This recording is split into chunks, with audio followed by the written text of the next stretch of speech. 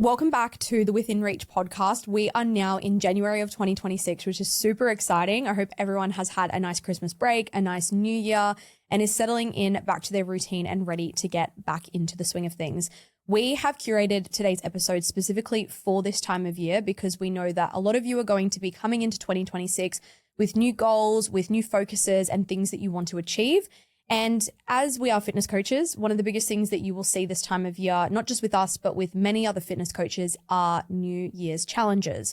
So today we wanted to deep dive into the New Year's challenges, explain a little bit more about when New Year's challenges are helpful versus when they're not, and take you through as well exactly what to expect of yourself and your own goals if you are going to participate in something like this. So today, once again, I am joined by Roberta. Hey guys. And we are really excited to get into the swing of things. Now, Roberta, first off, what are your overall thoughts on challenges in general? I mean, I think there's so many different avenues you can take when you go into a challenge. And, if it's done right, I think it's a really fantastic tool for you to, feel that inspiration again, learn and pick up some new habits that you may not have thought of before. But I also do think that there's different challenges that can be a bit detrimental to how you view health and fitness. Yeah, I agree with that. And I think challenges get a bad rap sometimes because people think that, they're quick fixes or they're things that are not going to help you get to your goals long term. But I agree that there are times when they are helpful. It's just how the challenge is laid out. And also I think the headspace of yourself when you go into them as well. Yeah, I do think the headspace that you have going into a challenge is super important because at the end of the day, it's kind of like how you approach anything really. If you have a specific goal in mind and it's more of a race to get to the finish line rather than actually approaching it as a step-by-step process, enjoying the process, learning and picking up new things along the way, you're just likely not going to be able to follow through with a challenge and view it in a detrimental mindset. Yeah, well, because that's the thing, right? It's about seeing it as a long-term overview, but looking at how that 6 or 8 or 10 week period can actually support you in the phase that you're in. And so with challenges, one of the biggest reasons that we run them, us personally, but also other coaches in the industry, is because of the fact that it does give the people that momentum start and the motivation to get started in their journey or kickstart, if you will, when they're probably feeling like they need something to get them back in a groove. Because when you look at how humans work, we know that even though logically relying on motivation isn't ideal, people do rely on motivation. When you're not feeling it, when it feels icky, when it feels hard, there's less likelihood of following through. So a challenge is a great way to reignite that spark and to get you back into the swing of things. I also think challenges are really good for people in the sense that timelines are also fantastic. When you have an open-ended goal and no timeline, it can sometimes feel a little bit unmotivating and uninspiring. Whereas if you have a timeline for a goal, people are more likely to see it through. Yeah, I think it's also a bit of like a pattern break and a pattern interrupt. If you're doing something that's the same for a long period of time, you're going to, boredom may kick in, and that's completely okay and it's normal because what that tells us is that you're doing the same thing repeatedly over and over, which is good because it means that you're doing the right things. But sometimes it is really important, like you said, to ignite that spark again and, pick up little different things that you may not have thought of otherwise. Yeah, well, because you're going to learn so much along the way. But once again, it comes back to making sure that you go into a challenge with the understanding that this is, as we just mentioned, a kickstart into my journey. It's not, I'm going to do it for 8 weeks and then that's it. And that's what we see a lot of the time is people going into it and thinking that in 8 weeks, I'll reach my goals and then I can go out on my own, or I can reach my goals and then I don't have to do it anymore. But the thing is, wherever you are right now is a direct correlation of the habits and patterns you currently have in place. So then when you're going into something like a New Year's challenge, if you are integrating new habits and patterns and more healthier habits, those are the things that are going to get you to the result that you want, right? So then at the end of the 8 weeks, if you go back to what you were doing previously, you're going to then go back to the results you had previously, which is where people see they put they put weight back on. They can lose muscle mass. They might just not feel as healthy. They might not be training as much or eating right. And it's because you're going back to the things you were doing previous. So when you're starting any type of journey in fitness, whether it be a challenge, working with a coach for the first time, joining a group fitness gym, I think that the headspace needs to be whatever habits I'm about to start and about to integrate now needs to be something I do lifelong. It doesn't mean you have to be perfect, but it does mean that you have to understand that what you are doing now is a direct reflection of the results that you currently have. Yeah, and I think it's a really good point to bring up in terms of understanding that these habits along the way are what's going to allow you to retain all the stuff and the success that you've built up over that time period. Because I think a lot of the time people are like, oh, I want to get to that 12-week goal, I want to get there, and they do it in unsustainable ways, which is again where some challenges do go wrong.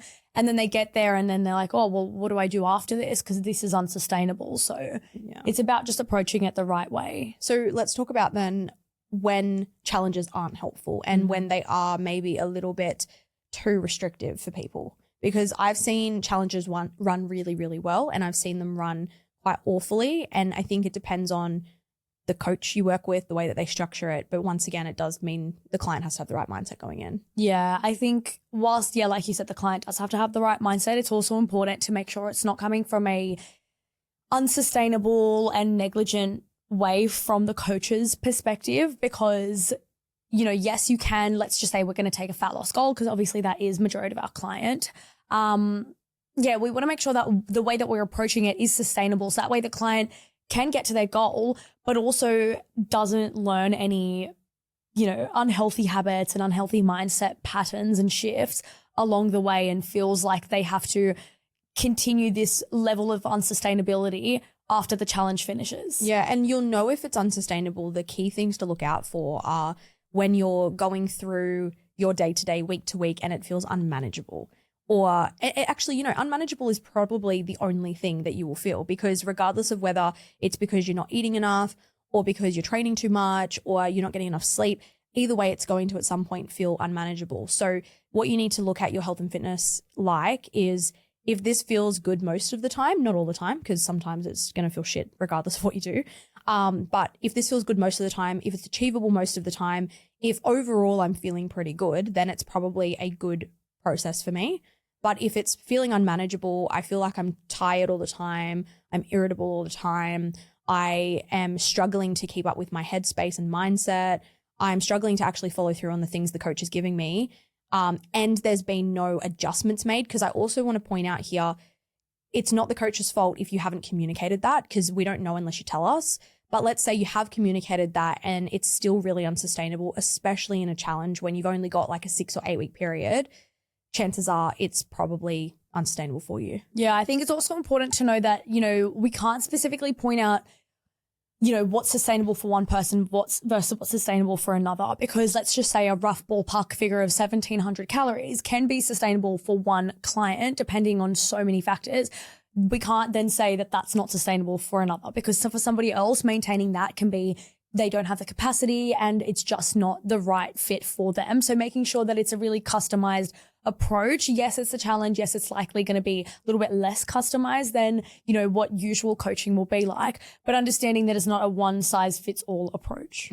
Which is where challenges can go wrong. So one of the biggest things that I wanted to highlight, and something that I'm really proud of in how we run our challenges, is that they are still customized and we are still working one-on-one with you. And I think coaches that run challenges in this way have more likelihood of giving you something that is sustainable and is manageable and is actually going to teach you the skills that you need to be successful long term, versus like apps and things that, people give you that aren't necessarily working directly with a coach. So you don't have that touch point with a human being. Or, you put in a couple of pieces of data and all of a sudden they spit out a 1,600 calorie meal plan, and the recipes and the meals are all the same for everyone. And the meal plan numbers are all the same for everyone. And the training program's the same for everyone. And generally speaking, those challenges are the ones run by like the bigger companies, and they're a lot cheaper as well. So, the challenge might only be $129 and you get full app access for the 8 weeks and everything's kind of a do-it-yourself. That's where I find that people get stuck, because that customization is just not there. Yeah, and I think it's really important to be careful when you enter a challenge, especially when it comes to nutrition and mindset, taking away the customization of those two specific things. That is where a lot of people have, trouble following through, and that's where they have suffered in the past. So taking away that customization of those things is quite, I want to say dangerous, but it can be dangerous. And it's just something to really keep in mind if that's, for example, a challenge that you're looking at heading into, or something that you've done in the past, reflecting on why it was so important to have that communication with your coach, to have that constant education and backup from someone and adjustments when it comes to nutrition. Yeah, well, because there's two ways that you can run a challenge or two ways you can run a fitness coaching service. You've got one-to-one or one-to-many. One-to-one is what we're talking about here, where it's like you're going to have that customization. You're going to have a real human talking to you and changing things for you and supporting you, versus the one-to-many, where there's one coach working with many people in a non-customized way where you're not going to feel seen and heard. And you know, you get what you pay for as well. That's something I also want to highlight, is you get what you pay for. So if you're paying for something that's really cheap and you say, oh, I'm going to go with this person because it's super cheap, chances are you're actually getting what you pay for. And there are going to be people that will opt for those cheaper challenges, those cheaper coaching services, and say that they're amazing. And that's fantastic if that works for you. But you have to be mindful it won't work for everyone, especially if you're coming into a challenge with an all or nothing mindset. You've had previous history of restriction or disordered eating. Maybe you are a pure beginner and really need that one-to-one support to learn actually how to perform exercises and do things. For someone like you, having that sort of layout and a very uncustomized approach is not always going to work. So what we're not saying that challenges that are low ticket, that are really cheap, that are not customized don't work, because we've seen it with our own eyes. They can, and we've seen results from people, and that's fantastic if that's something you've done and it's worked for you. But what we do know is, 70% of people who go through those sorts of challenges come out the other side no better than when they started. And yeah, to add on from that, it's really important to understand, how to approach a challenge with the correct mindset. Yeah. So with the correct mindset, first for all, and first thing that I'll say is something we've already kind of said today. Go into the challenge thinking of it as a long-term strategy. You're going to learn a lot, but it's not just that 8 or 12 week period that you need to worry about. It's everything you do thereafter, because your life is, or should be, revolved around health. And if you're only looking at your health journey or your fitness journey or your weight loss journey as an 8 or 12 week solution, I guarantee you are going to get to the end of it. And if you don't continue it, you're going to end up going backwards. And we've seen that so often. So that's the first thing that I will say. Yeah. And I think it's also really important to understand how to navigate a challenge when, things don't feel like they're going according to the plan, or if you're getting burnt out or you're feeling like it's too difficult and you want to pull back. I really want to just preface the fact that, you're probably not the only person that's going to experience that. It's a normal thing to experience. And, heading into a challenge, you're probably doing things that you hadn't done before, because that's obviously the whole premise of a challenge. So it's really about leaning into the discomfort, but also understanding, when it is becoming too unmanageable. So it may be time for you to either have a conversation with your coach if you have the opportunity to in your challenge, or even just reflect yourself on, hey, what felt the hardest, but what did I do well in? And having a look at where you may need to pull back and, where we can push forward. Yeah, well, because it's the thing as well. If you're not reflecting on what's working and not working for yourself, and you don't have that self-awareness, then you might just throw in the towel and go, it's all too hard. Whereas if you can actually just sit with yourself for a minute, even grab a notebook and pen and write it down and just be like, okay, what right now is feeling the most difficult and most unmanageable for me? And what is it that I specifically am not enjoying? What is it that's making me want to quit or want to give up? And when you can pinpoint these things, rather than giving up on everything, you can then turn around and go, okay, well, how can I change something that I'm doing to make this a little bit more enjoyable? An example could be, maybe you've got a really busy period at work, but your goals mean a lot to you.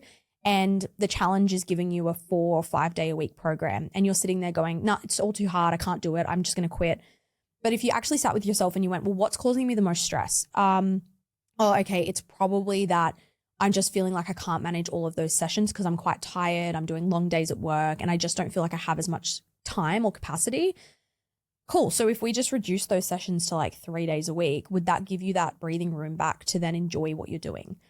It could be something as simple as that. Because the other thing to be mindful of is, as Roberta said, like it is a push and pull all the time. And the idea of going into a challenge and locking in and being 100% on the ball for 8 weeks, it's not actually a good way to look at things, because you want to be able to understand, okay, what's going on in my life right now?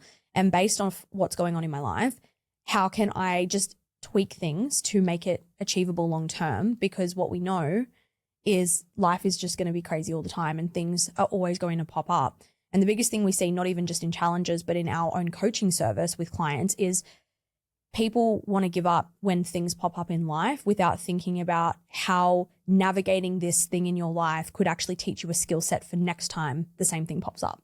Yeah, I think that's a really healthy way to approach a challenge and to understand, the benefits that you're going to get out of it, because at the end of the day, like it is up to you to decide how you're going to approach it and what you're going to get out of it in terms of getting the most. So in terms of fantastic challenges, let's talk let's talk about our New Year's challenge. Yeah, okay. So we are running a New Year's challenge, and our New Year's challenge is starting on the 2nd of February, which is really exciting. Now, with our New Year's challenge, something that I am quite excited about is the way that we operate and run it. As we've already said, we're really big on customization. We're really big on making sure that you view this challenge as, yes, the kickstart to your 2026 goals, but not the start and end, because we don't want you to get 8 weeks down the track, which, would put you at the end of March, and then all of a sudden you fall off track for the rest of the year. So our job in this challenge is to support you to learn the habits and skills you need to slowly build those foundations that you may not have, or improve the foundations that you do have, and continue to build on that so that by week 8, you're feeling more confident in your ability to follow through long term. Yeah, so coming into our challenge, what it will be is it'll be an 8-week challenge that we're going to be running with, our clients and clients outside as well. And it'll be a really great way for everyone to, see what other people are doing, see the habits that other people are building. And it brings that sense of community in terms of you're not the only one working on yourself, working on your goals. And it's a really nice way to feel like you're a part of something, and there's also so many other people holding you accountable to being the best version of yourself. Yeah, well, because that's the thing, it can get so lonely if you're trying to do it by yourself. So we really drive our community and bring our community together. Over the 8 weeks, we're talking customized training, nutrition, check-ins with your coach, community support and access. And something that I'm really excited about this year is so first of all, we don't do our prizes based on who's lost the most weight or who's gained the most muscle or anything like that, because we truly believe that you are going to see results as a byproduct of the habits that we teach you. So you're going to see results regardless, but we don't want to reward the results. We want to reward the effort that you put in and the habits that you build, because as I just said, that's the thing that's going to get you where you want to be anyway. So our prizes are actually based off of habits and consistency and your ability to follow through and be part of the community. But also this year, we've decided we're going to give a prize away every week. Yeah, it's really exciting. I think it's a nice way and it's a nice incentive to stay on track and push yourself to do things that you normally wouldn't, focus so heavily on doing. Well, yeah, because we notice as well, like people get into challenges and they're so excited in the beginning, and then by week 5, I would say, some people start to withdraw a little bit because it's not new and exciting anymore. It's a little bit more, normal life and it's routines, and it just feels a little bit more or a little bit less, exciting, I would say. So because of that, we want to make sure that you've got these really, really cool incentives to stay the course and to stay on track. But I feel like our community kind of does that anyway, hey? Yeah, and I think it's about building that momentum, because the second, you see yourself doing it, you see other people doing it, it's a lot easier to keep yourself going. Yeah, 100%. So I'm really excited for that. We've run challenges like this in the past and they've always been super successful. So keep an eye out for that, because there'll be more information coming on that soon. But what I will say to you guys is, as an overview for this entire episode today, if you are coming into this year, you are experiencing a little bit of uncertainty around your goals, where to start, how to get there, and you are seriously considering jumping into a challenge, the biggest key takeaway for today is just make sure you're going into a challenge with the right mindset, because we as coaches can run a sustainable challenge and a consistent challenge that will help you build habits and education.